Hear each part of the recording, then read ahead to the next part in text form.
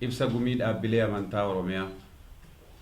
Gumiin dhaabbilee amantaa Oromiyaa dhimmoota ijoo irratti bu'uureffateerraa keessaa inni guddaan ijaarsa nageenyaa irratti yoo ta'u, nageenyi uummata keenyaaf biyya keenyaaf mirkanaa'u hojii guddaa hojjechuu irra turee jira, ammas itti fufee jira.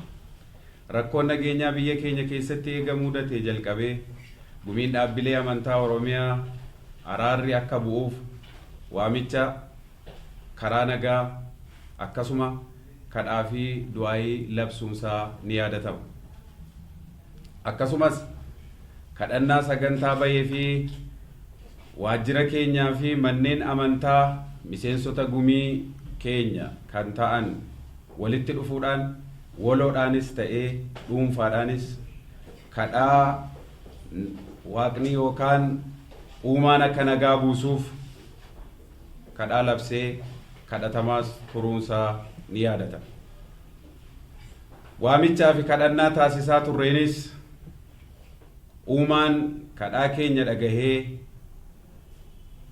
obboloota garaa fi dugda ta'anii turan akka walitti dhufan nuuf taasisee jira. Kanaafis uumaa keenyas galateeffataa qaama garaa fi nagaa ta'ee ilmaan saba tokkoo walirraa fagaatee ture galateeffachuu barbaada. Waldhabdee obboloota jidduutti tureen uummanni keenya rakkoo kallattii hedduudhaan isa mudate keessa turuunsaa ni yaadatama. Waamicha karaa nagaa gumiin dhaabbilee amantaa taasiseen fi akkasuma sosochii qaamota qooda fudhattootaatiin godhameen qaamni lamaan mootummaa fi abaa'oo yookaan woboo irraa araarri amma argame abdii hawaasa keenyaa saba keenyaa ta'uusaa asumaan ibsuu barbaanna. Kanatti aansuudhaanis akkuma warri galateeffannu kanneen biroo dhaabbilee adda addaa jalatti gurmaa'anii jiran kan biyya keessas ta'anii biyya alaa garaagarummaa uumanii garaagarummaa siyaasaatii fi akkasuma ilaalchaa irra jiran hundinuu ammas karaa nagaa fi nagaa ta'een akka araaramtanii rakkoo keessan fixattan waamicha isinii dabarsaa.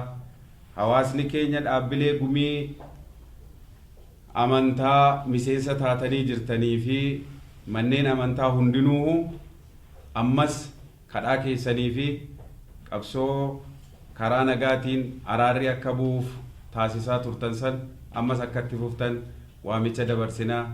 Gumii dhaabbilee amantaa Oromiyaa Sadaasa 27 bara 2017 Finfinnee galatooma.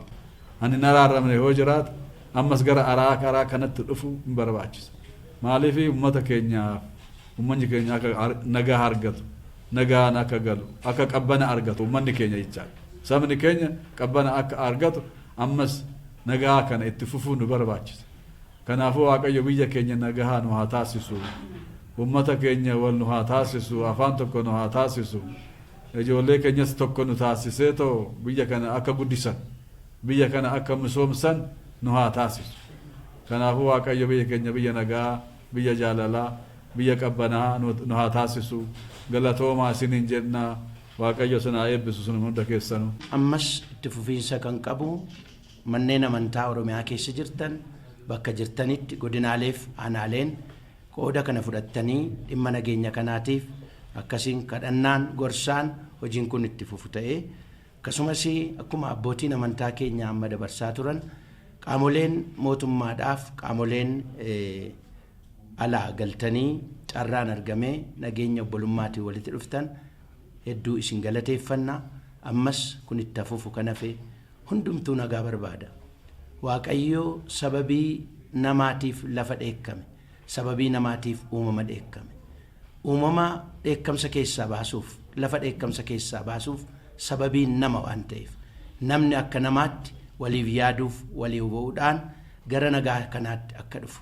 Nama biraa nagaan dhabamnaan uumamni jeeqamaadha.